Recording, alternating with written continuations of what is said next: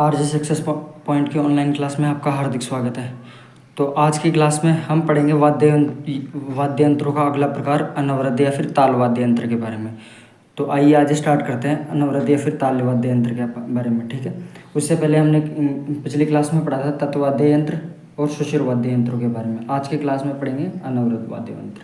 अब ये अनवरत वाद्य यंत्र क्या होते हैं, तो मैंने बताया था आपको पिछली क्लासों के अंदर के अनवरत वाद्य यंत्र या फिर ताल वाद्य यंत्र वे वाद्य यंत्र होते हैं जिनके ऊपर चमड़ा मड़ा होता है, ठीक है। तो वो कौन से वाद्य यंत्र होते हैं? अनवरत वाद्य यंत्र, ठीक है। और इसमें अनवरत में पहला वाद्य यंत्र है ढोल। तो ढोल क्या होता है? तो ढोल होता है कि लोहे या फिर लकड़ी के गोल घेरे पर चमड़ा मढ़ दिया जाता है। जैसे गोल घेरा होता है या लकड़ी का होता है या फिर मतलब कि लोहे का होता है, उसके ऊपर क्या मढ़ देते हैं? क्या मढ़ देते हैं? मतलब चमड़ा मढ़ देते हैं गोल अर्ध गोले के ऊपर से, ठीक है। ये चमड़ा मढ़ दिया और ये बन गया अपना ढोल, ठीक है। तो इस पर लगी रस्सियों को कड़ियों से कसा जाता है, ठीक है। इस पर रस्सियाँ बंधी होती है जिससे ढोल को टाइट किया जाता है। तो उससे ढोल के जो स्वरों में ना तरंगे ज़्यादा उत्पन्न होती हैं, इसलिए उसको थोड़ा कसा जाता है, मतलब रस्सियों से ढोल को, ठीक है।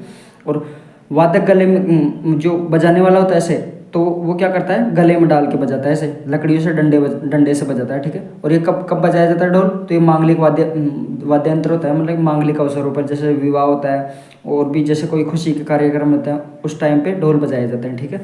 ये हो गया ढोल। तो ढोल क्या है? लोहे या फिर लकड़ी के गोल घेरे पर चमड़ा मढ़ दिया जाता है, उसे ढोल बोल देता है। और इस पर जो रस्सियाँ लगी होती है उनको कस दिया जाता है, ताकि क्यों कसा जाता है उनको? ताकि ढोल टाइट होके उसमें जो मतलब कि संगीत अच्छा उत्पन्न हो, ठीक है। और वादक कैसे बजाता है इसे? तो इसे गले में डालकर लकड़ी के डंडों से बजाता है, ठीक है। और कब बजता है ढोल? तो मांगलिक अवसरों पर बजता है ढोल, ठीक है। आगे चलते हैं। ये ढोल होता है, देख रहे हो आप ढोल, ठीक है। तो मांगलिक अवसर पर ढोल बजता है, ठीक है। गोल घेरा आपको दिख ही रहा होगा, इसके अंदर ये गोल घेरा, ठीक है। इस पे चमड़ा मढ़कर, ये चमड़ा मढ़ रखा है, ये आप देख ही रहोगे, ये चमड़ा।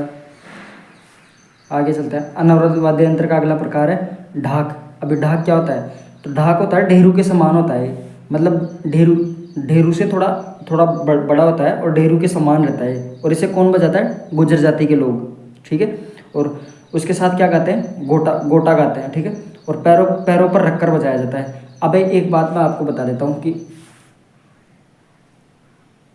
तो आपको मैं एक बात बता देता हूँ कि 3 टर्म होती है, 3 वाद्य यंत्र होते हैं। सबसे पहला होता है डमरू।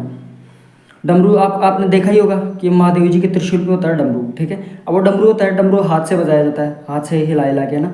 तो डमरू से थोड़ा बड़ा होता है डेरू। क्या होता है? ढेरू। उसको मतलब वो डमरू से, मतलब जैसे डमरू तो हाथ से पकड़ के बजाया जाता है, पर ढेरू हाथ में नहीं बजता, वैसे मतलब कि पैरों पे रख के बजाया जाता है, ठीक है। तो डमरू से थोड़ा बड़ा होता है ढेरू, सेम ही होता है बिल्कुल। और ढेरू से थोड़ा बड़ा होता है ढाक। क्या? ढाक, ठीक है। अब ढाक को है ना पैरों पे रख के बजाया जाता है, हाथ में तो पकड़ में नहीं आ सकता हो, क्योंकि डमरू जैसा होता है। अब डमरू से बड़ा होता है, डमरू से बड़ा ढेरू, ढेरू से बड़ा क्या? ढाक होता है। अब ये हाथ से पकड़ के बजाया नहीं जाता, तो किस पे रखेंगे? वो बेसी बात है, पैरों पे। तो ढाक को किस पे रख के बजाया जाता है? पैरों पे रखकर बजाया जाता है। और कौन बजाते हैं इसे? गुर्जर जाति के जो लोग होते हैं वो बजाते हैं। तो किसके साथ बजाते हैं? गोटा के गायन के साथ, ठीक है। और ढेरू के समान होता है, यानी उससे थोड़ा बड़ा होता है। सबसे ये आप लिख लो, तीन चीज़ें होती हैं जो समान होती हैं। एक तो डमरू, सबसे छोटा होता है डमरू, जो हाथ से बजाया जाता है ना। डमरू से थोड़ा बड़ा होता है ढेरू, ठीक है। और ढेरू से थोड़ा बड़ा होता है क्या? ढाक। ये तीनों एकदम समान होते हैं एक दूसरे के, ठीक है। तो ये आप लिख लेना, आप नोट कर लेना, कोई दिक्कत नहीं है। ये थोड़ा नीचे नोट कर देते हैं। ढेरू से थोड़ा बड़ा होता है ढाक, ठीक है। तो ढेरू से बड़ा ढाक, ठीक। ये हो गई। अब ये टर्म हो गई, नोट कर लिया आपने। तो आगे चलते हैं। ये आप ये ढाक देख रही होंगी, ये ढाक है। ढाक इसको किस पे रख के बजाया जाता है? पैरों पे रख के बजाया जाता है, दोनों पैरों पे रख के इसको बजाया जाता है, ठीक है। लकड़ी या फिर प्लास्टिक की डंडियों से, ठीक है। आगे चलते हैं। अगला प्रकार है अनवरत वाद्य यंत्र का ढोलक। ढोलक तो आपने देखा ही होगा हमेशा, मतलब कि या तो संगीत जैसे कोई कला और संस्कृति से रिलेटेड जो हर हर मतलब अवसर उत्सव रहता है उसके ऊपर ढोलक बजाया जाता है। ठीक है, तो ढोलक तो हर जगह बजता है एक तरीके से, आपने देखा ही होगा ढोलक को, नॉर्मल वाद्य यंत्र होता है ढोलक। तो कैसे बनाते हैं इसे, क्या क्या है इसके अंदर, क्या कौन कौन से फैक्ट है, तो उनको पढ़ते हैं अपन। तो इसकी मड़ाई ढोल की तरह तरह होती है, मतलब किसकी तरह, ढोल आपने देखा हुआ, ढोल बड़ा होता है, जैसे ढोल को इस तरीके से बना देते हैं। अब ये इन दोनों के ऊपर चमड़ा बड़ा होता है इधर से, तो ढोलक भी ऐसा ही होता है। तो ढोलक इन दोनों चमड़ों के ऊपर डंडियों से बजाते हैं ऐसे। ठीक है, तो इसकी मड़ाई किसकी तरह होती है, ढोल की तरह। उस ढोल के ऊपर भी चमड़े का खोल मढ़ दिया जाता है और इसके ऊपर भी चमड़े का मढ़ दिया जाता है।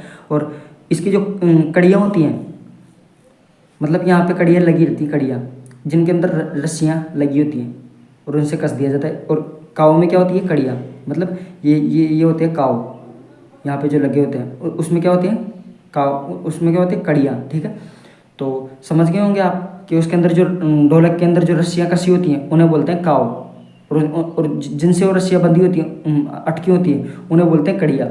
ठीक है, उसके बाद दोनों मुंह बराबर होते हैं इसके, किसके, ढोलक के। दोनों मुंह पे सी बातें बराबर होंगे, बीच का इसका भाग थोड़ा मोटा होता है। ठीक है, और इसके साथ क्या बजाया जाता है, मंजीरा बजाया जाता है। मंजीरा आपने देखा होगा कि तांबे से बने ऐसे ऐसे बजाते हैं, उनको गोल गोल होते हैं और उनको ऐसे करके ऐसे बजाया जाता है। ठीक है, उसके बाद ये इतने फैक्ट अपने कंप्लीट हुए। अब आगे एक चीज़ फैक्ट इंपॉर्टेंट है ये वाला, कि ढोलक कहाँ की फेमस है। तो ढोलक नीमच और अलीगढ़ की फेमस है। कहाँ की, नीमच और अलीगढ़ की। ठीक है, ये फैक्ट इसमें आने लायक है बस। अब ढोलक कैसा होता है, तो ढोलक के बारे में बताता हूँ मैं आपको। तो ये जैसे ढोलक है, ये ढोलक है। ठीक है, दोनों भाग तो इसके बराबर होते हैं, है ना। और एक ये ऐसा होता है, मतलब बीच में से चौड़ा और साइडों में से सकड़ा, ये होता है ढोलक। ठीक है, ये ढोलक होता है, आपने देख लिया। अब ये जो आप देख रहे हो सामने, काव में क्या होती है, कड़ियाँ मड़ी होती है, मतलब कि रस्सियाँ मड़ी होती है काव के अंदर। तो ये कड़ियाँ लगी हुई हैं, देख रही होंगे आप। अब ये काव होते हैं, काव के अंदर ही तो कसी हो रखी हैं। ठीक है, अब जितना ज़्यादा ये टाइट होगा, ये रस्सियाँ टाइट होगी, उतना अच्छा ढोलक बजेगा। ढोल में भी आपने देखा था। आगे चलते हैं, अनवरत वाद्य यंत्र का अगला प्रकार है डमरू।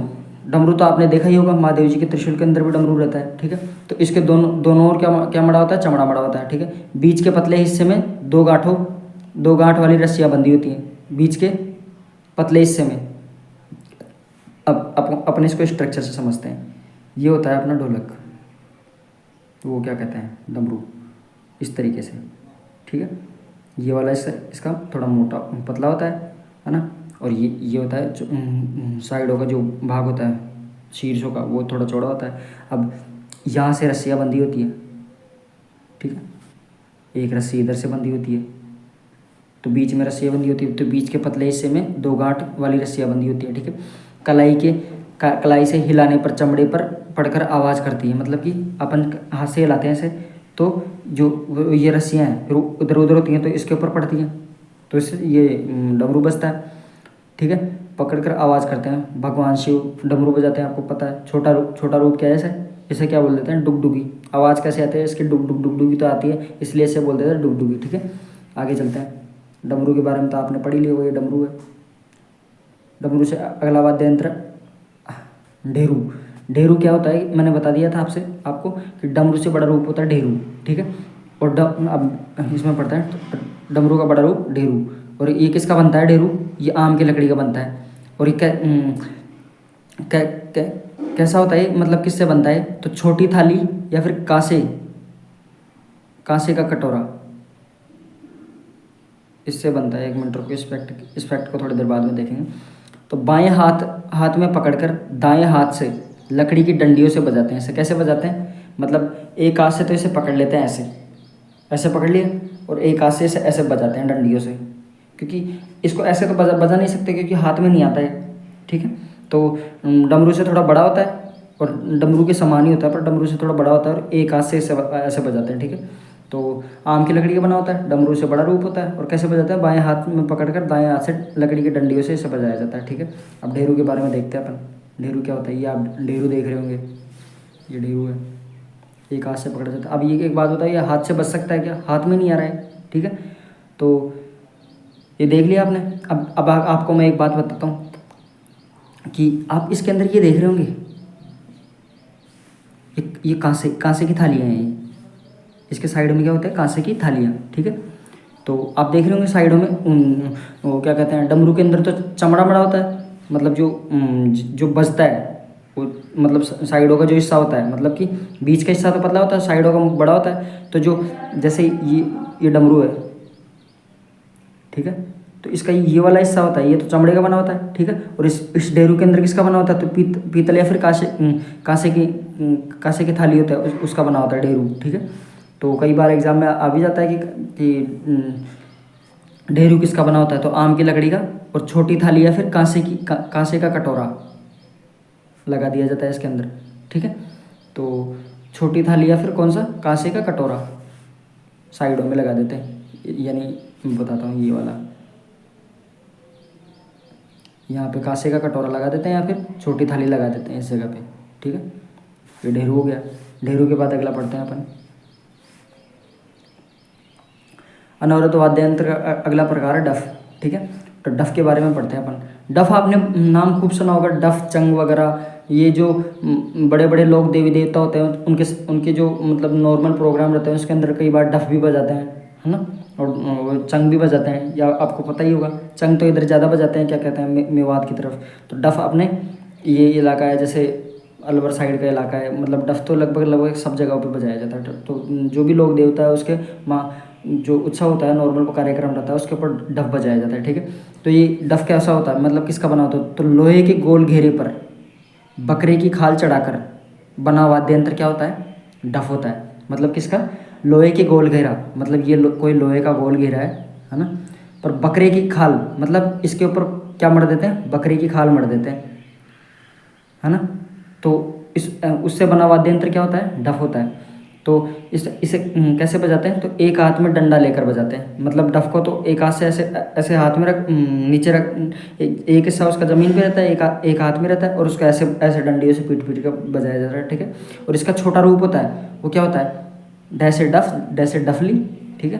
तो अब डफ तो बड़ा रूप होता है, डफली कैसा होता है, छोटा रूप होता है। याद हो गया आपको, आगे चलते हैं।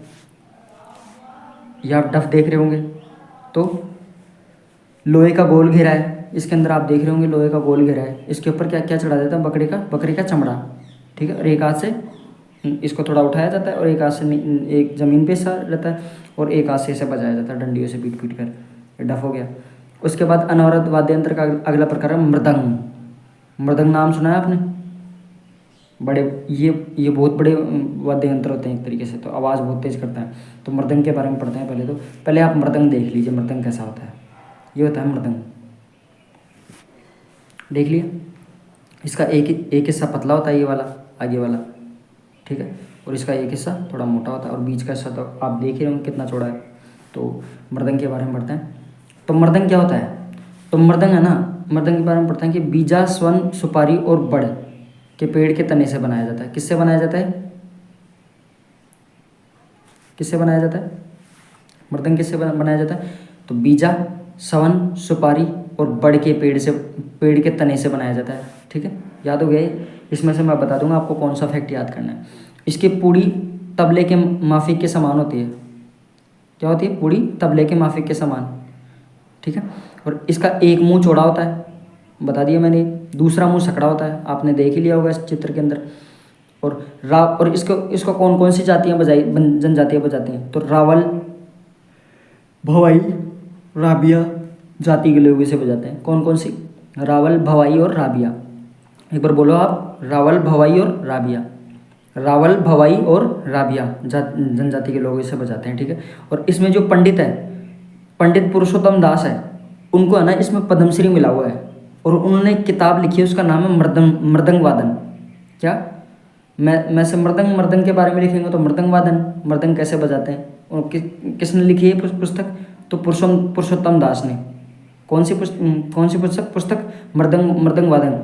और पुरुषोत्तम दास को मतलब पद्मश्री किस में मिला हुआ है, मृदंग वादन के अंदर, ठीक है। इसके अंदर ये फैक्ट अब मैं बताता हूँ आपको, इसके अंदर कौन कौन से फैक्ट याद रखने लायक हैं। एक तो ये वाला फैक्ट, ठीक है, और ये तो याद ही हो जाएगा आपको, एक मुंह चौड़ा और दूसरा मुंह सकड़ा, आपने चित्र में देख लिया। और इसके अंदर कौन कौन सी जनजातियाँ बजाती हैं इसको, तो रावल भवाई और राबिया जनजाति के लोग इसे बजाते हैं, ठीक है। उसके बाद इसमें है ना, आप एक फैक्ट ये और देखो, इस फैक्ट के अंदर आपको ज़्यादा याद करने की जरूरत नहीं है। बीजा स्वान सुपारी क्या होता है, सॉरी, तो बीजा स्वान सुपारी इनको छोड़ो, आप बस एक चीज़ याद रखो कि किसके किसके पेड़ से बनाया जाता है, बड़ का जो पेड़ होता है उसका जो तना होता है उससे बनाते हैं मृदंग को, ठीक है।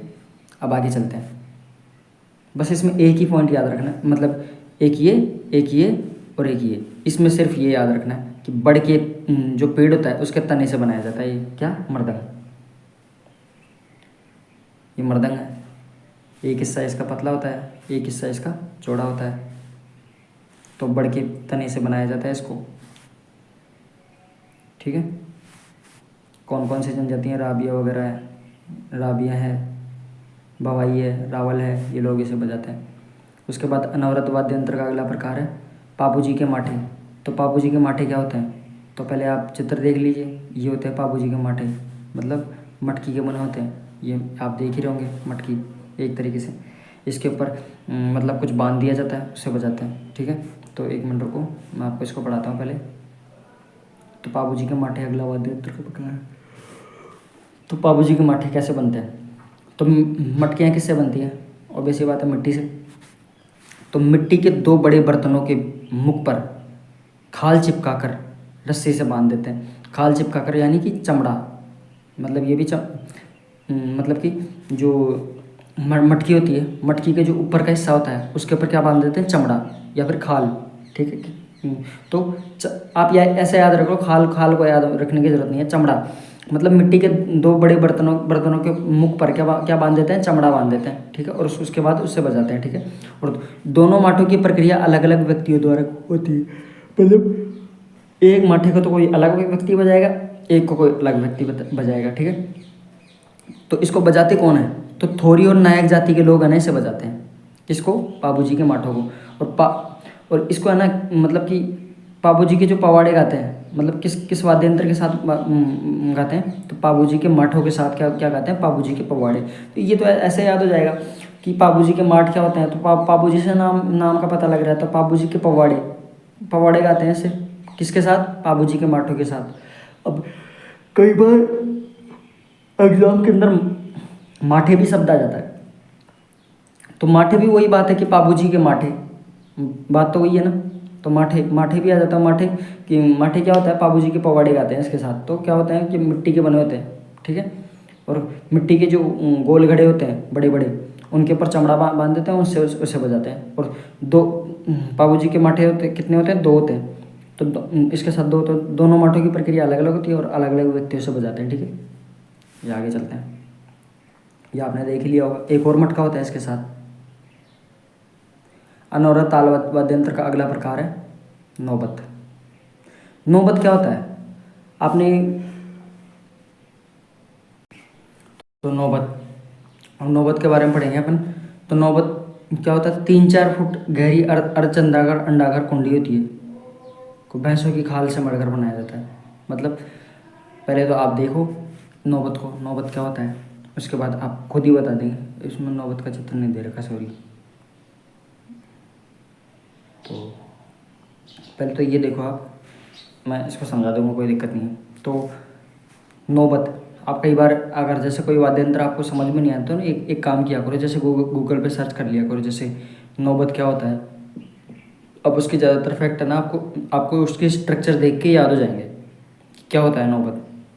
तो एग्जाम में कोई क्वेश्चन भी आ जाता है ना, तो डायरेक्ट दिमाग में लिंक करता है, क्योंकि कई बार आपने चीज़ें ना याद की हुई ज़्यादा याद नहीं रहती, देखी हुई ज़्यादा याद रहती हैं। तो आप जैसे कोई भी वाद्य यंत्र के बारे में समझ में नहीं आता, उसको गूगल पे या फिर यूट्यूब पे सर्च कर लिया करो, तो ताकि पता लग जाए उसके बारे में कि नौबत क्या होता है, डफ क्या होता है, चंग क्या होता है, ठीक है। तो पहले अपन इसको देखते हैं। तो 3-4 फुट गहरी अर्धचंद्राकार अंडाकार कुंडी होती है।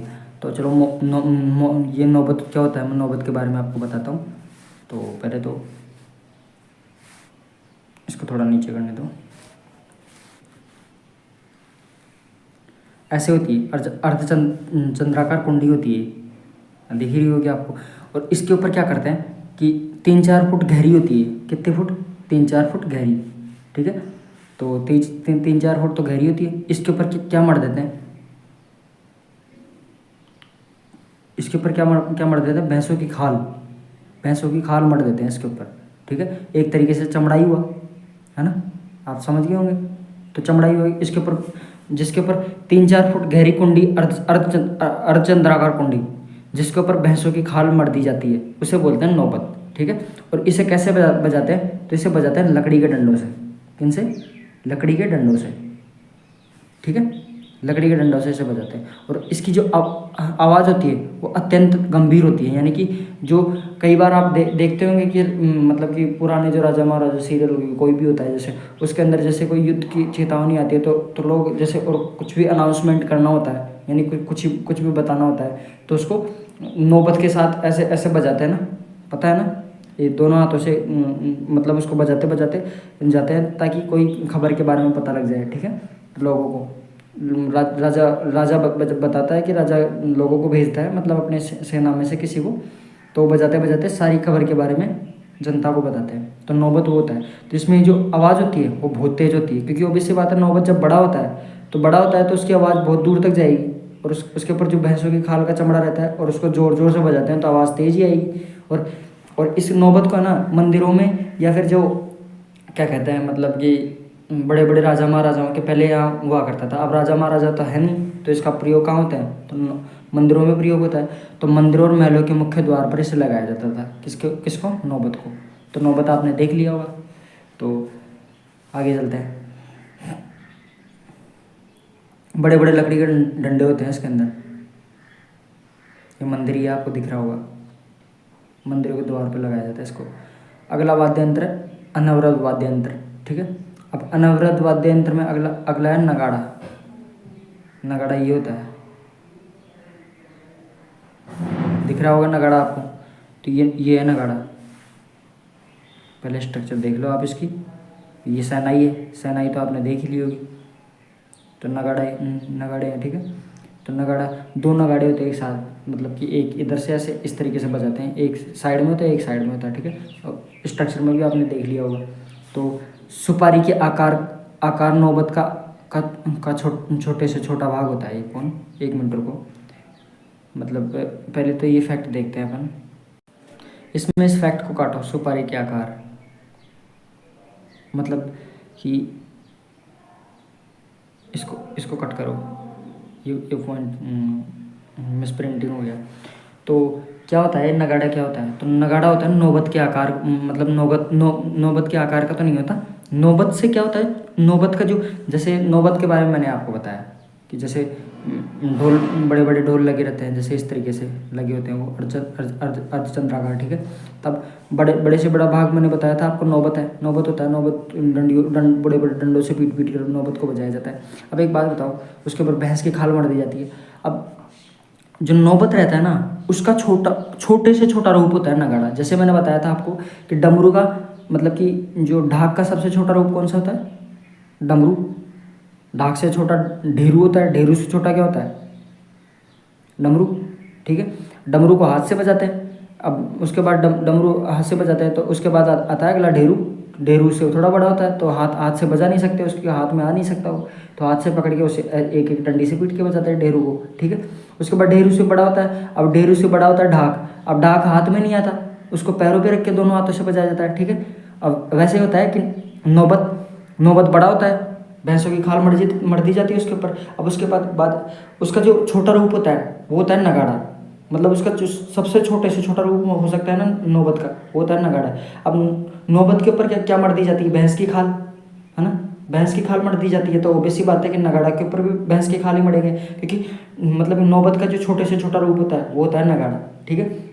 मतलब कि आप नौबत को तो देख लो या फिर नगाड़े को देख लो, बस नौबत से थोड़ा छोटा हो जाता है।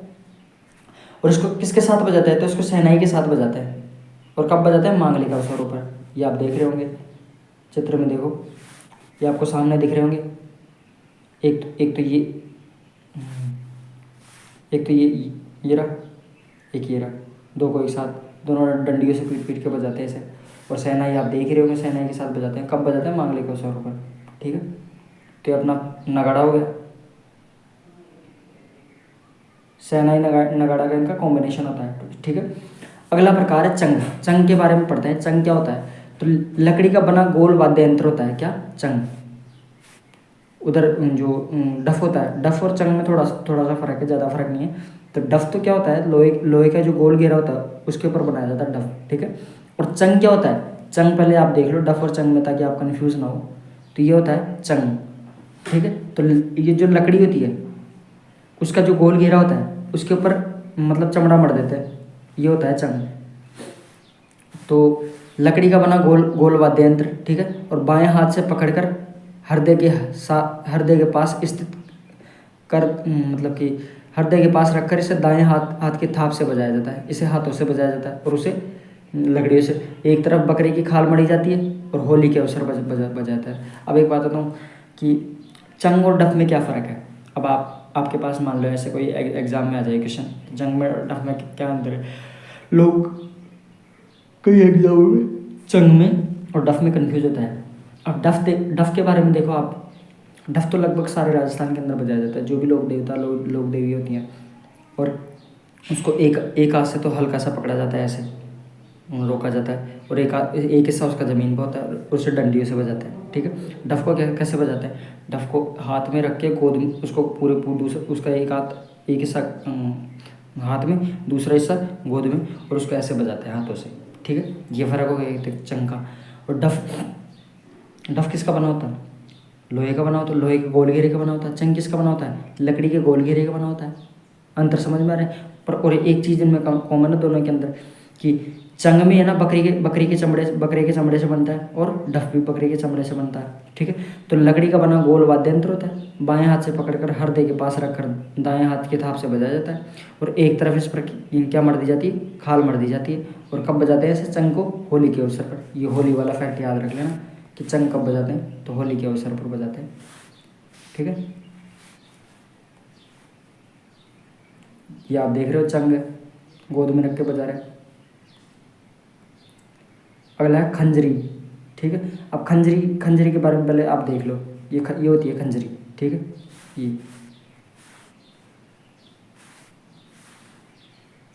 ठीक है, आपको दिख रही हो खंजरी। अब अच्छा, खंजरी क्या होता है? जो तो डफ होता है ना, डफ मैंने आपको बताया था, लोहे का गोल घेरा होता है, उससे बनता है डफ। तो डफ का क्या होता है? छोटा रूप होता है खंजरी। लकड़ी का बना होता है। किसका? लकड़ी का बना होता है। और बाएं हाथ से पकड़कर दाएं हाथ से बजाया जाता है। दाएं हाथ की हथेली व अंगुलियों से बजाया जाता है, ठीक है। मतलब कि बाएं हाथ से तो पकड़ा जाता है इसको, ये लेफ्ट हैंड से, और दाएं हाथ की हथेली मतलब कि इसकी हथेली मतलब इससे, और अंगुलियों से बजाया जाता है, ठीक है। तो ये होता है खंजरी। आज तो मुझे ऐसा लगता है कि मुझे पूरे वाद्य यंत्रों के मतलब कि उनकी कलाकृतियों के बारे में सारा का सारे मुझे पूरा का पूरा वादक बना दोगे आप। तो ये आपका हो गया वाद्य यंत्र खंजरी। खंजरी के बाद अगला पढ़ते हैं कि धौंसा। अगला अनवरत वाद्य यंत्र है धौंसा। अब ये धौंसा क्या होता है? तो पहले आप स्ट्रक्चर देखो इसकी। ये होता है धौंसा। आप देख रहे हो कितना बड़ा दिख रहा है आपको, ठीक है। अब इसको कैसे बनाते हैं देख लिया आपने। अब उसके बाद किसका बनता है? अब ये धौंसा होता है ना, जो आम या फिर फरास की लकड़ी का बनता है। आप इसमें एक ही याद रख लो, कोई दिक्कत नहीं है, आम की लकड़ी का।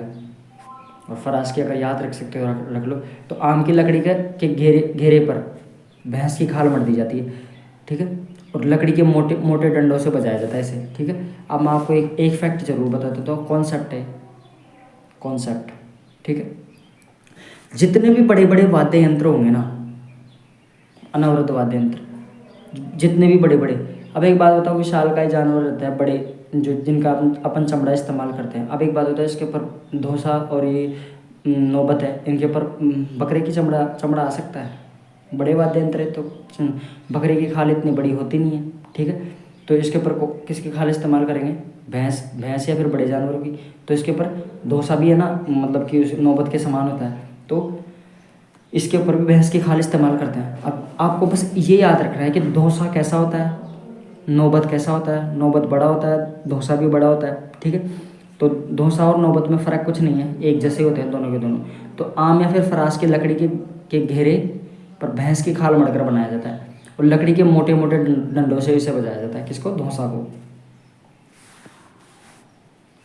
लकड़ी के मोटे मोटे डंडों से, ये फैक्ट अच्छा है। तो ये आप देख रहे हो, लकड़ी के मोटे मोटे डंडों से इसे बजाया जा रहा है। उसके बाद अनवरत वाद्य यंत्र का अगला प्रकार है। अब आप है ना नौबत और ये क्या कहते हैं इसे, धौंसा में कंफ्यूज मत होना, ठीक है। अनवरत या फिर ताल वाद्य यंत्र तो का अगला प्रकार है ताशा। अभी ताशा क्या होता है, पहले स्ट्रक्चर देखो आप। ये ताशा होता है, ये आप देख ही रहोगे कि इसको मतलब जो मुस्लिम्स होते हैं,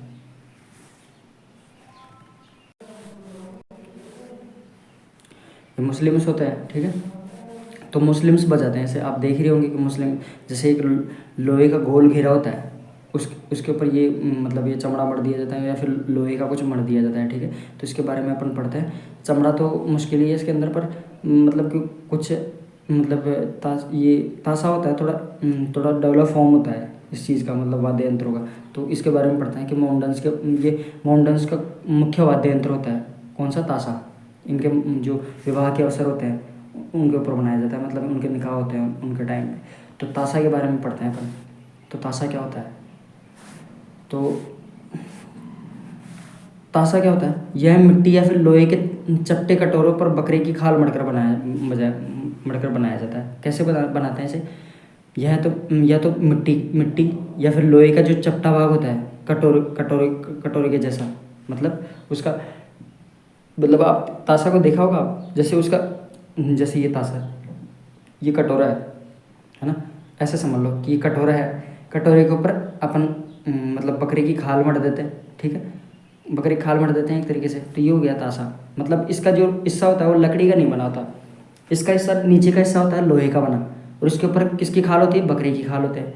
अब जो जितने भी छोटे छोटे वाद्य यंत्र होते हैं ना, उनके ऊपर बकरे की खाल ही आएगी, आप ये याद रख लो। और जो बड़े बड़े वाद्य यंत्र है उसके ऊपर भैंस की खाल आएगी, ठीक है। तो ताशे में क्या होता है? या मिट्टी या फिर लोहे के चपटे कटोरों पर बकरी की खाल मढ़कर बनाया जाता है क्या? ताशा, ठीक है। और गले में लटका कर 2 पतली डंडियों से बजाया जाता है। आपने देखा भी होगा ताशे को ब्याह शादियों के अंदर कई बार। तो गले में लटका कर इसे 2 पतली डंडियों से बजाया जाता है। और मुस्लिम समुदाय में इसका प्रचलन है ना अधिक है। ये हो गया ताशा। ये ताशा है, गले में लटका कर,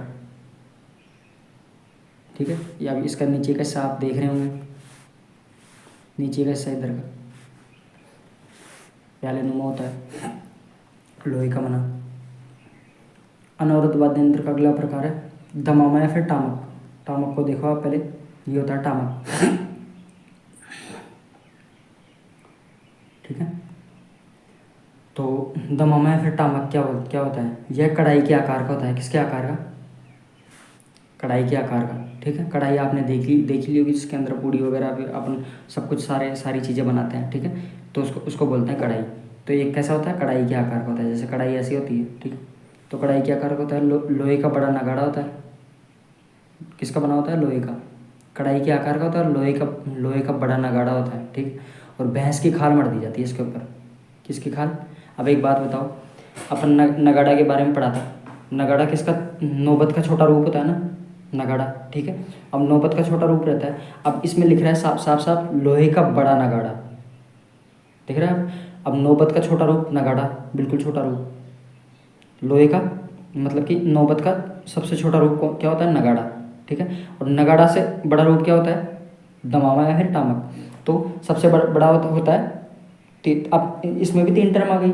सबसे बड़ा नौबत, जिसके ऊपर भैंस की खाल लगाई जाती है। उसके बाद दूसरा नंबर पर आता है दमामा या फिर टामक, नौबत का छोटा रूप, ठीक है। अब है तो बड़ा ही ना, बड़ा तो है ना, तो इसके ऊपर बकरी की खाल नहीं आएगी, इसलिए इसके ऊपर किसके खाल इस्तेमाल करते हैं? भैंसे की खाल। उसके बाद अगला आता है दमामा के बाद अपन ने पढ़ा था कौन सा पढ़ा था?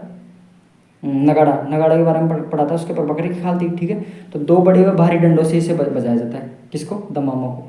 और इसका जो वादन होता है, मतलब जो इसके सुर निकलते हैं, तो युद्ध के रूप में स्वर निकलते हैं। यानी युद्ध का जो समय होता है उसके टाइम इसका वादन किया जाता है। तो नौबत का भी वादन कब करते हैं, या फिर कोई बड़ी खबर बताने के लिए, या फिर जो युद्ध का अवसर होता है उस टाइम पर नौबत का प्रयोग किया जाता था। ठीक है, तो युद्ध वाद्य यंत्र होता है ये कौन सा, दमामा। ठीक है, और इसको कहाँ सबसे ज़्यादा बजाते हैं, इसको मेवात में सबसे ज़्यादा बजाते हैं दमामा या फिर टामक को। तो दमामा क्या होता है, नगाड़े का बड़ा रूप, किसका बना होता है, लोहे का। कढ़ाई क्या किसके आकार का होता है, कढ़ाई के आकार का। इसमें दो फैक्ट याद रखने लायक है बस। ये हो गया अपना दमामा। ये अब दमामा देख ही रहे हैं। अब बताओ नौबत भी इसके तरीके का था। ठीक है, दमामा भी यही है। नगाड़ा भी इसके जैसा ही था। नगाड़ा इससे थोड़ा सा छोटा होता है। अनवरत वाद्य यंत्र का अगला प्रकार है घेरा। घेरा क्या होता है, तो ये अष्टभुजाकार होता है। कैसा होता है, अष्टभुजाकार। मतलब इसमें कितनी भुजाएं थे, 8। इसको भी देखेंगे अपन, पहले इसका स्ट्रक्चर देख लेते हैं, घेरा क्या होता है। ये आप देख रहे होंगे इसके कितनी भुजाएं टोटल, तो 3 और 3 6 और 2 8, तो अष्टभुजाकार हो गया ना। तो ये अष्टभुजाकार होता है। ठीक है, और डफ की तरह एक और चमड़ा मड़ा होता है। मतलब इसके एक तरफ जैसे ये अपना डफ है ना, तो डफ में क्या होता है, तो डफ के अंदर एक तरफ तो चमड़ा मड़ते हैं और एक तरफ का उसका हिस्सा खाली होता है। तो डफ की तरह एक तरफ इसमें चमड़ा मड़ा होता है। ठीक है, और लकड़ी के डंडों के ऊपरी भाग पर कपड़ा लपेट कर इसे बजाते हैं। क्या, लकड़ी का जो डंडा होता है उसके ऊपरी भाग, मतलब जिस हिस्से पर उसको मतलब अपन मारेंगे, जिस हिस्से से हम बजाएंगे, उसके अगले हिस्से पर क्या होता है, कपड़ा लपेट कर इसे बजाते हैं। जैसे अष्टभुजाकार में बताऊंगा अगले उसके स्ट्रक्चर में। और ये कब बजाते हैं, होली के अवसर पर। ठीक है, तो आगे चलते हैं। अब ये आप देख रहे हो कि घेरा होता है, तो घेरे के ऊपर क्या होता है, लकड़ी के जो डंडे होते हैं, जैसे ये मैंने लकड़ी का डंडा बनाया, इसके ऊपर क्या क्या होता है, कपड़ा लपेट देते हैं। ठीक है, अब उससे इसको बजाते हैं। ठीक है, किसको, घेरे को। ठीक है, अब ये घेरा हो गया। घेरे का बाद अगला वाद्य यंत्र है मंजीरा। मंजीरे के बारे में आपने बता ही दिया, ऐसे बजाते हैं इसको। और ये पीतल के होते हैं, किसके बने होते हैं, पीतल के। तो पीतल तथा कांसा दोनों का मिश्रण है, किसका, पीतल और कांसे का मिश्रित धातु है जो मंजीरे का बना होता है। ठीक है, और कैसा होता है, गोलाकार होता है मंजीरा, और हमेशा जोड़े में होते हैं, मतलब 2 होते हैं एक साथ। और कामड़ जाति की महिलाएं इसे बजाते हैं, और कब बजाती हैं, 13 ताली नृत्य के समय। ठीक है, तो ये हो गया मंजीरा, ये होते हैं मंजीरा। अब देखा 13 ताली नृत्य कर रही है महिलाएं, तो ये देखो आप मंजीरे, अपने पैरों पे मंजीरे बांध रखी, इधर देखो आगे मंजीरे बांध रखी। ठीक है, तो क्या होता है, तो पीतल तथा कांस्य का मिश्रित धातु होती है। और कैसा होता है, मंजीरा गोलाकार होता है। और कैसे होते हैं, हमेशा जोड़े में होते हैं, मतलब 2 एक साथ जोड़े में होते हैं, दोनों हाथों से बजाते हैं इसको। और किस जाति की महिलाएं से बजाती हैं, तो कामड़ जाति की महिलाएं बजाती हैं। कब बजाती हैं, 13 ताली नृत्य के समय। ठीक है, तो आगे चलते हैं। तो अगला घन वाद्य यंत्र, अपन घन वाद्य यंत्रों के बारे में पढ़ना स्टार्ट कर दिए। यहाँ तक तो अपना हो गया था अनवरत या फिर ताल वाद्य यंत्र। मैंने बताया था अनवरत या फिर ताल वाद्य यंत्र के बारे में कि जो चमड़े से मड़कर बनाए जाते हैं, वो होते हैं कौन से, मतलब अनवरत वाद्य यंत्र। अब घन वाद्य यंत्र के बारे में जो गनगनाते हो वो घन वाद्य यंत्र। अब मंजीरा है, मंजीरा कैसे, घन वाद्य यंत्र यानी धातु से बना है, ऑब्वियस सी बात है। और जो अब आप तो कुछ भी याद मत करो, उसमें ये याद रखो, घन वाद्य यंत्र होता है जो धातु से बनते हैं। और धातु में क्या आता है, पीतल आता है, कांस्य आता है, कांसा आता है, लोहा आता है, ये सारी क्या होती है, धातु होती है। ठीक है, तो मंजीरा हो गया पहला प्रकार, पीतल या कांसा मिश्रित धातु। ठीक है, उसके बाद अगला घन वाद्य यंत्र है झांझ। अब झांझ क्या होता है, तो मंजीरे की बड़ी आकृति होती है, मंजीरे से थोड़ा बड़ा होता है क्या, झांझ। और ढोल व ताशे के वादन के साथ ऐसे बजाते हैं, किसको, झांझ को। और शेखावाटी क्षेत्र में कच्ची घोड़ी का जो नृत्य होता है उसके लिए फेमस है झांझ। समझ गए क्या क्या फैक्ट है इसके अंदर। शेखावाटी क्षेत्र में कच्ची घोड़ी के नृत्य पर बजाया जाता है झांझ को, और ढोल और ताशे के वादन के साथ बजाया जाता है। मतलब कॉम्बिनेशन किसके साथ है इसका, ढोल और ताशे के साथ। और मंजीरे की बड़ी आकृति होती है झांझ। झांझ ऑब्वियस सी बात है, जो मतलब कि मंजीरे में कम आवाज़ आती है, तो झांझ में ज़्यादा है। झांझ बड़े बड़े होते हैं, अभी आप देख रहे हो झांझ कितने बड़े बड़े, तो इनकी आवाज़ बहुत तेज़ होगी। कच्ची घोड़ी के नृत्य के समय बजाया जाता है शेखावाटी के अंदर। तो झांझ कहाँ का प्रमुख वाद्य यंत्र, शेखावाटी का। ठीक है, अगला वाद्य यंत्र का प्रकार है थाली। थाली भी वाद्य यंत्र की तरफ इस्तेमाल करते हैं, यानी कांसे के थाली को वाद्य यंत्र की तरफ बजाते हैं। ठीक है, और ये थाली मतलब कांसे की थाली कब बजाई जाती है, कौन सा नृत्य, तो चरीन नृत्य के समय कांसे की थाली बजाई जाती है। तो एग्जाम में क्वेश्चन भी आ जाता है कौन से वाद्य यंत्र का प्रयोग चरिन नृत्य के समय किया जाता है, तो थाली वाद्य यंत्र का, ठीक है, कांसे की थाली का। तो ये कांसे की थाली आपको दिख रही है, ठीक है। तो चरिन नृत्य के समय से बजाते हैं, ठीक है। तो उसके बाद अगला वाद्य यंत्र चिमटा। तो चिमटा तो आपने देखा ही होगा, ऑब्वियसली बात है। तो लोहे की पतली पट्टिकाओं से मिलकर बना होता है और इनके बीच में लोहे की क्या होती है, गोल गोल गोल छोटी छोटी पत्तियाँ लगी होती हैं, ठीक है। और बाएं हाथ में पकड़कर दाएं हाथ से की अंगुली से इसे भजन कीर्तन के समय बजाते हैं। तो चिमटा तो लोहे की पतली पट्टियाँ होती है ना, और उनके बीच में लोहे की गोल गोल छोटी पत्तियाँ होती है ना। तो बाएं हाथ से पकड़ कर इसे दाएं हाथ से बजाते हैं। चिमटा आपने बजाते हुए देखा भी होगा कई बार, आप देखेंगे तो समझ जाओगे। ये देखो, ये चिमटा है, इसकी गोल गोल छोटी छोटी पत्तियाँ होती हैं। दो ये आप देख रही होंगे, दो पट्टियाँ ये है ना, इसके ऊपर छोटी छोटी पत्तियाँ लगी हुई हैं, इन्हें पत्तियाँ बोलते हैं, ठीक है, छोटी छोटी पत्तियाँ। ये चिमटा हो गया। चिमटे के बारे में आपने पढ़ लिया। अगला पढ़ते हैं वाद्य यंत्र के बारे में। अगला है घंटा, या फिर घंटे को क्या बोलते हैं, घड़ियाल, ठीक है। तो घंटा किसका बना होता है, तो पीतल तथा अन्य धातु से बना होता है। और कैसा होता है, घंटा गोलाकार होता है, ठीक है। घंटा आपने मंदिरों में देखा भी होगा। तो ये देखो, ये घंटा ये होता है घंटा, ठीक है। तो पीतल तथा अन्य धातु होती है, धातु से मिलकर बना होता है। और कैसा होता है, गोलाकार होता है, ठीक है। तो गोलाकार होता है और डोरी से लटकाकर हथौड़े या फिर डंडे की चोट से इसे मारकर बजाया जाता है। कई बार आपने देखा होगा कि बड़े बड़े घंटे होते हैं, उनको कैसे बजाते हैं, डंडे से कूट कर या फिर हथौड़े से कूट कर जोर जोर से बजाते हैं। और इसे कहाँ रहते हैं, ज़्यादातर मंदिरों में रहते हैं। और इसका जो छोटा रूप होता है वो मंदिरों में जो घंटी होती है उसे बोलते हैं, ठीक है। ये हो गया घंटा। अगला घन वाद्य यंत्र का प्रकार है झालर। तो कांसे तथा तांबे की बनी चक्राकार प्लेट होती है, तस्तरी। क्या होती है, कांसे तथा तांबे की बनी चक्राकार प्लेट, उसे बोलते हैं तस्तरी या फिर झालर। तो लकड़ी की डंडी से चोट मारकर मंदिरों में आरती के समय बजाया जाता है। ये देख ही रहे होंगे आप, ठीक है। मतलब झालर को आपने देखा ही होगा मंदिरों के समय, जैसे उसके अंदर एक मतलब धागा लटका होता है, धागे से उसको पकड़ा जाता है और एक हाथ में डंडी लेके उसको बजाते हैं, ठीक है, वो होता है झालर। तो किसकी बनी होती है झालर, कांसे या फिर तांबे की बनी चक्राकार प्लेट, ठीक है, गोल गोल प्लेट होती है और उसे लकड़ी की डंडी से चोट मारकर मंदिरों में आरती के समय बजाते हैं। आपने देखा भी होगा, मंदिरों के अंदर बजाते हैं ऐसे। ये झालर बजा रहा है आदमी, इसके हाथ में झालर है, ये देखो, ये झालर गौर से देखोगे दिख जाएगी। उसके बाद घन वाद्य यंत्र। तो घन वाद्य यंत्र का अगला प्रकार है घुंघरू। घुंघरू तो आपने ऑब्वियसली बात है, नाम पढ़ा ही होगा, इसमें तो कोई दिक्कत नहीं है। पीतल किसके बने होते, पीतल तथा कांसे का बना होता है और गोल वाद्य यंत्र होता है। इसके अंदर लोहे के छोटे 6 कंकड़ रहते हैं। क्या होते हैं, लोहे के अंदर, मतलब इसके अंदर लोहे के छोटे 6 कंकड़ होते हैं, ठीक है। और जब तो बजते हैं घुंघरू, नृत्य के समय पर पैरों में से बांधते हैं। अब मैं आपको एक बात कॉन्सेप्ट बता देता हूँ, आपको इसमें एक ही याद करने की जरूरत नहीं है। जितने भी घन वाद्य यंत्र है वो तो चमड़े के बने थे अनवरत, और घन वाद्य यंत्र किसके बने होते हैं, तो घन वाद्य यंत्र ज़्यादातर है ना पीतल या फिर कांसे के बने होते हैं। आप अपन ने जितने भी नाम पढ़े उसके अंदर पीतल और कांसा ही तो नाम आया है, और कोई सा दूसरा नाम आया है कि घन वाद्य यंत्रों के बारे में। तो कोई भी एग्जाम में वाद्य यंत्र के बारे में क्वेश्चन आए तो घन वाद्य यंत्र के बारे में आए, तो घन वाद्य यंत्र किसके बने होते हैं, तो पीतल और कांसे कॉम्बिनेशन दे देगा तो लोहा और मतलब कि कुछ भी दूसरी धातु दे देंगे तो आप कर दोगे कौन सा है, पीतल और कांसा, ठीक है। तो ज़्यादातर घन वाद्य यंत्र किसके बने होते हैं, पीतल या फिर कांसे के। और अब अपन घुंघरू के बारे में पढ़ लिए, अब आगे पढ़ते हैं, ये अपना कॉन्सेप्ट हो गया। तो अब घन वाद्य यंत्र भी याद हो जाएंगे, कोई दिक्कत नहीं है, घुंघरू हो गई। अगला वाद्य यंत्र है भरनी। तो भरनी के बारे में अपन पढ़ते हैं। भरनी आपने पढ़ाई होगा कई बार कि जो अपने लोहे की मटकी होती है उसे भरनी बोलते हैं। तो भरनी क्या होता है, तो मिट्टी के मटके होते हैं। क्या होते हैं, मिट्टी के मटके, सकरे मुंह पर कांसे की प्लेट, ज़्यादातर ये टर्म इस्तेमाल हुए तो या तो पीतल या फिर कांसा, कांसे की प्लेट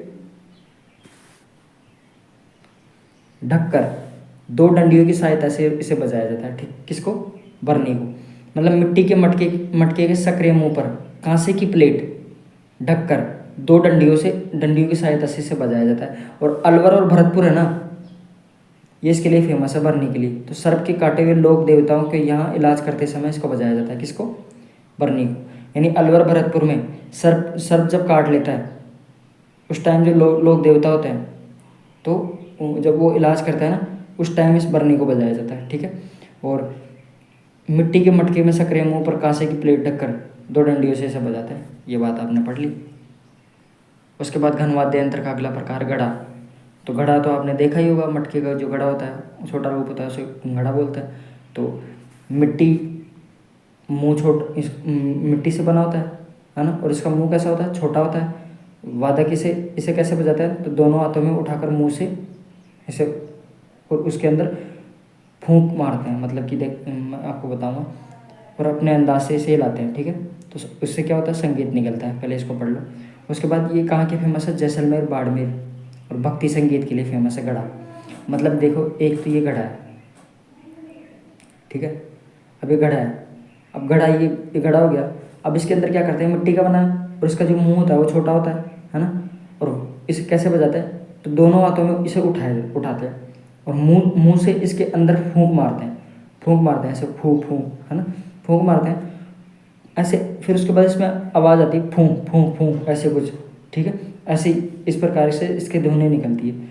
तो ये वाद्य यंत्र कहाँ का फेमस है? जैसलमेर, बाड़मेर, और भक्ति संगीत के लिए फेमस है। किस संगीत के लिए? भक्ति संगीत के लिए। और कहाँ का फेमस है? जैसलमेर और बाड़मेर का। ये होता है घड़ा। घड़े के बारे में पढ़ना पड़ लिया। ये देखो आप, इसके अंदर क्या करेगा? हाथ से पकड़ के इसमें हवा देगा, इससे अलग संगीत की ध्वनि उत्पन्न होगी, ठीक है। तो अगला वाद्य यंत्र का प्रकार है घन वाद्य यंत्र में करताल। अब ये करताल है ना, बहुत इंपॉर्टेंट वाद्य यंत्र है, एग्जाम में इसमें बैठ जाते हैं क्वेश्चन। तो 2 चौकोर लकड़ी के, पहले आप इसका स्ट्रक्चर देखो, ये होता है करताल। मैंने एक बात बताई भी थी आपको कि शुरू में जब मैंने पढ़ाया था तत्वाद्य यंत्र के बारे में, तो उसके टाइम नारद जी एक हाथ में करताल बजाते हैं और एक हाथ में, ठीक है। तो करताल एक हाथ से बजाई जाती है, ठीक है। तो ऐसे करते हैं नारायण नारायण, तो वो करताल ही होती है। तो करताल प्रमुख वाद्य यंत्र है, ठीक है। तो इसमें से क्वेश्चन बन सकता है, 100% श्योर आएगा, बहुत इंपॉर्टेंट है। तो कैसे होता है? तो 2 चौकोर लकड़ी के जो टुकड़े के बीच पीतल की छोटी छोटी गोल तस्तरियाँ लगी होती है। क्या लगी होती हैं? मतलब 2 चौकोर लकड़ी होती है। आपने देखा ही होगा स्ट्रक्चर के अंदर 2 चौकोर लकड़ियाँ के टुकड़ों के बीच पतली छोटी छोटी गोल तस्तरियाँ लगी होती है, पतली पतली, ठीक है। और लकड़ी के टुकड़ों के टकराने के साथ झंकृत आवाज़ आती है इसके अंदर, और हाथ की अंगुलियों और अंगूठी में पहनकर इसे बजाया जाता है। कैसे? हाथ की अंगुलियों में पहनते हैं इसको, हाँ, है ना, हाथ की अंगुली में, और अंगूठी में पहनकर इसे बजाया जाता है। और इसका जो मेला होता है, मंजीरे और एक तारे होता है। मतलब इसका जो मेल होता है, मतलब किसके साथ बजाते हैं इसे? मंजीरे और एक तारे के साथ बजाते हैं इसको। किसको? करताल को। मंजीरे और एक तारा इसके साथ बजाते हैं, और हाथ की अंगुली और अंगूठी में पहनकर इसे बजाया जाता है। लकड़ी के टुकड़ों के टकराने से इसमें झनकृत आवाज़ निकलती है, ठीक है। और 2 चौकोर लकड़ियों के टुकड़ों के बीच पीतल की छोटी छोटी गोल तस्तरियों से लगी होती हैं, ठीक है। उससे ये बनता है, ठीक है। करताल के बारे में आप पढ़ोगे तो आराम से समझ में आ जाएगा, कोई दिक्कत नहीं है। तो इसका कॉम्बिनेशन क्या होता है, ये याद करने की जरूरत है। तो इसको मंजीरे और एक तारे के साथ इसका कॉम्बिनेशन होता है, मतलब इसके साथ इसे बजाया जाता है, और हाथ की अंगुली और अंगूठी में पहनकर इसे बजाया जाता है, और लकड़ी के टुकड़ों के टकराने से इसमें आवाज़ उत्पन्न होती है, ठीक है। और ये बात आपको बताई दी है। इसके अंदर जो करताल के अंदर चौकोर लकड़ी होती है और छोटी छोटी पत्तियाँ लगी होती हैं, ये होते हैं करताल देख ही रहे होंगे आप। इसमें घुंघरू लगे होते हैं। खड़ताल। अब खड़ताल के बारे में पढ़ते हैं कि खड़ताल कैसे बनती है। पहले स्ट्रक्चर देखो, उसके बाद समझ में आएगा। खड़ताल भी हाथ से बजती है। किससे? हाथ से, ठीक है। अब खड़ताल के बारे में पढ़ेंगे अपन, खड़ताल क्या होता है। तो खड़ताल भी एक इम्पोर्टेंट फैक्टर है। करताल और खड़ताल में अंतर आ जाता है कई बार, कि अब हम कन्फ्यूज हो जाते हैं, करताल क्या होता है, खड़ताल क्या होता है। तो एक जैसे होते हैं दोनों के दोनों। तो लकड़ी के 4 छोटे छोटे चिकने और पतले टुकड़े के बने दोनों हाथों में लेकर इसे बजाते हैं। किसको? खड़ताल को। आप गूगल पे सर्च करना खड़ताल क्या होता है, उसके बाद इसकी स्ट्रक्चर देखना, आपको सब समझ में आएगा, ठीक है। तो खड़ताल के बारे में पढ़ते हैं। तो लकड़ी के 4 छोटे छोटे चिकने और पतले टुकड़े के बने होते हैं। क्या बना होता है? लकड़ी के 4 छोटे छोटे टुकड़े होते हैं, ठीक है। और उनका, और हाथ से बजाते हैं उनको, ठीक है। और पतले पतले टुकड़ों के बने होते हैं, मतलब कि 4 छोटे छोटे चिकने चिकने और पतले टुकड़े होते हैं, है ना। उनसे क्या बनता है, खड़ताल। दोनों हाथों में लेकर इससे बजाते हैं, ठीक है। और इसमें स्वर्गीय सदिक खां और गाजी खां, स्वर्गीय सदिक खां और गाजी खां बैठना, मतलब गाजी खां बैठना इसके लिए फेमस है। ये टर्म याद कर लेना आप, है ना। तो इसके अंदर स्वर्गीय सदिक खां और गाजी खां ये इसके लिए फेमस है, ठीक है। सदिक खां और गाजी खां ये इसमें इम्पोर्टेंट फैक्टर है कि मतलब खड़ताल के जो कारीगर, मतलब कि खड़ताल वादक कौन है, तो स्वर्गीय सदिक खान और गाजी खां। ये नाम एग्जाम में, कई बार एग्जाम में आ जाते हैं क्वेश्चन, ठीक है। इसमें सिर्फ ये फैक्ट याद करने लायक है। तो हाथों से इसे बजाते हैं खड़ताल को, ठीक है। तो ये इसका प्रमुख वादक है। ये हो गया खड़ताल के बारे में। ये स्वर्गीय सदिक खां है, ठीक है। अगला घन वाद्य यंत्र के बारे में पढ़ते हैं। घन वाद्य यंत्र में अगला प्रकार है रमझोल। अब रमझोल को पढ़ने से पहले आप इसके स्ट्रक्चर देखो, रमझोल क्या होता है। इसकी स्ट्रक्चर नहीं दे रखी क्या, कोई बात नहीं, बता देता हूँ। चमड़े की पट्टी पर बहुत सारे क्या लगे होते हैं, घुंघरू। किसके ऊपर, चमड़े की जो पट्टी होती है उसके ऊपर बहुत सारे घुंघरू लगे होते हैं, उसे क्या बोलते हैं, रमझोल बोलते हैं। और दोनों पैरों पर नृत्य करते समय घुटनों तक बांधा जाता है इसे। कैसे, दोनों पैर होते हैं, दोनों पैर, मतलब उससे दोनों पैरों से नृत्य कर रहे हैं और इसके घुटनों पर इसे बांधा जाता है। किस पर, घुटनों पर रमझोल को बांधा जाता है। और इसे होली के अवसर पर बजाते हैं, ठीक है। तो दोनों पैरों में नृत्य के समय घुंघरू के घुटनों तक बांधा जाता है इसको, ठीक है। और चमड़े की पट्टी पर क्या लगा होता है, बहुत सारे घुंघरू लगे होते हैं, ये होता है रमझोल। रमझोल आप गूगल पे सर्च करना रहेगा, आपको सब याद हो जाएगा। अगला घन वाद्य यंत्र है घुरालियो। अब घुरालियो क्या होता है, घुरालियो के स्ट्रक्चर आप देखो, ये होता है घुरालियो, ठीक है। अब इसको कैसे बजाते हैं, किस तरीके से बजाते हैं, तो घुरालियो आपने देख लिया। तो घुरालियो के बारे में पढ़ते हैं। यह 5-6 अंगुल लंबी बांस की क्या होती है, खपच्ची होती है। क्या होती है, 5-6 अंगुली, मतलब 5-6 अंगुल लंबी बांस की खपच्ची होती है। और एक ओर से छीलकर मुख पर धागा बांध दिया जाता है इसके ऊपर, मतलब एक ओर से इसको छील दिया जाता है और इसके मुख पर क्या बांध देते हैं, धागा बांध देते हैं। और दांतों के बीच दबाकर धागे को ढीला कर व तनाव देकर इसे बजाया जाता है, ठीक है। और इसे कौन बजाते हैं, घुरालियों को कालबेलिया और गरासिया। आपको अगर ये समझ में नहीं आया ना तो कोई दिक्कत नहीं है। तो इसमें कई बार बस इसमें 2 चीज़ें याद कर लो आप, बस, और कुछ नहीं। क्या होती है, 5-6 अंगुल लंबी बांस की खपच्ची होती है, ये घुराली होता है। और एक क्वेश्चन ये, घुराली किस प्रकार का वाद्य यंत्र है, ठीक है। एक ही क्वेश्चन बनता है। और तीसरा क्वेश्चन ये बनता है कि घुरालियों को कौन बजाता है, कौन सी जनजाति के लोग बजाते हैं, तो कालबेलिया और गरासी जनजाति के लोग घुरालियों को बजाते हैं, ठीक है। ये घन वाद्य यंत्र है, ठीक है। तीन क्वेश्चन बन गए इसके अंदर, तो 3 क्वेश्चनों को याद कर लेना बस। ये कोई दिक्कत नहीं है, अगर समझ में नहीं आए तो फिर भी कोई दिक्कत नहीं है, एक बार और समझ लेते हैं। तो 5-6 अंगुल लंबी बांस की खपच्ची होती है, ठीक है। और एक ओर से छीलकर मुख पर धागा बांध दिया जाता है इसके मुख पर, मतलब पहले तो छील देते हैं और उस पर धागा बांध देते हैं और दांतों के बीच दबाकर धागे को ढीला व तनाव देकर इसे बजाया जाता है, ठीक है। इसको ढीला छोड़, मतलब इस एक ओर से छील दिया और इसका जो मुख पे धागा बांध देते हैं और धागा बांधने के बाद दांतों के बीच दबाकर धागे को क्या करते हैं, तो ढीला करते हैं, फिर तनाव देते हैं, ढीला करते हैं, फिर तनाव देते हैं। उसके बाद इसमें स्वर उत्पन्न होता है, ये होता है घुरालियो। और इसको कौन बजाते हैं, कालबेलिया और गरासी जनजाति के लोग। ये क्वेश्चन इंपॉर्टेंट है। और बांस की मतलब 5-6 अंगुल लंबी बांस की खपच्ची होती है, ये होती है घुरालियो, ठीक है। और एक क्वेश्चन ये बनता है कि घुरालियो किस प्रकार का वाद्य यंत्र, तो घन वाद्य यंत्र है, ठीक है। ये घुरालियो हो गया, ठीक है। इसको आगे से इधर से छील दिया जाता है, ठीक है। तो ये हो गया, ये अपने सारे के सारे वाद्य यंत्र कंप्लीट हुए। तो आज की क्लास में हमने वाद्य यंत्र के बारे में पूरा पढ़ा। एक दिन में इस एक क्लास के अंदर वाद्य यंत्रों का पूरा रिवीजन करवा दूंगा। कल की क्लास में हम अलग टॉपिक पढ़ेंगे। थैंक यू फ्रेंड्स, आज के लिए इतना ही। और मैं आपको ये बात और बता देना चाहता हूँ कि इन नोट्स से बाहर कुछ भी नहीं जाएगा फ्रेंड्स। अगर आपने इनको अच्छे से एक लाइन इनकी याद कर ली तो एक भी क्वेश्चन इनसे बाहर नहीं जाएगा। बाकी एग्जाम में 1-2 क्वेश्चन होगा तो अपन कह नहीं सकते कि कहीं से भी आ जाते हैं उठ के, बट आपको इन नोट्सों में से एक भी मतलब हर एक चीज़ याद है तो आप आराम से एग्ज़ाम में क्वेश्चन कर लोगे, क्योंकि कई क्वेश्चन मतलब कॉन्सेप्ट बेस भी आते हैं और थोड़ा दिमाग लगाने लायक क्वेश्चंस भी होते हैं, ठीक है।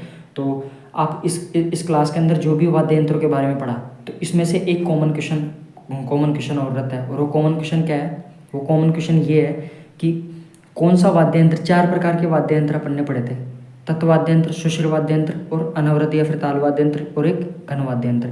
अब इसमें सुषिर वाद्य यंत्र कौन कौन से, तत्व वाद्य यंत्र कौन कौन से, और मतलब कि घन वाद्य यंत्र कौन कौन से, अनवरत या फिर ताल वाद्य यंत्र कौन कौन से, इन चारों के नाम अपन को याद रखने पड़ेंगे, कौन कौन से वाद्य यंत्र किस में आते हैं। ये एग्जाम में क्वेश्चन आ जाता है। तो एग्जाम में कई बार क्वेश्चन आ जाता है, तत्व वाद्य यंत्र कौन सा है, इनमें से तत्व वाद्य यंत्र कौन सा है, इनमें से घन वाद्य यंत्र कौन सा है, इनमें से अनवरत वाद्य यंत्र कौन सा है। तो ये आपको देखना है, ये आपको अच्छे से याद करना है, बाकी कुछ नहीं आएगा। ज़्यादा डीपली क्वेश्चन पूछते भी नहीं यार, नॉर्मल लाइन्स पूछ लेते हैं, ठीक है। तो आप बेस्ट ऑफ लक, आप पढ़िए आराम से।